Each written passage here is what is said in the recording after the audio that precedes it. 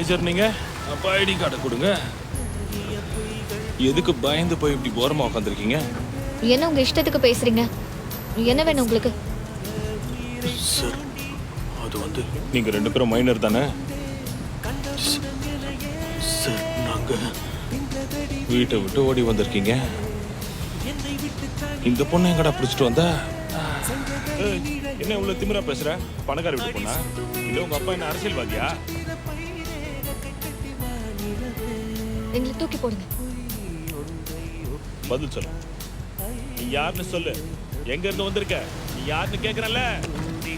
புருஷ பொண்டாட்டி. என்னது? எங்களுக்கு கல்யாணம் ஆயிடுச்சு. புருஷ பொண்டாட்டி.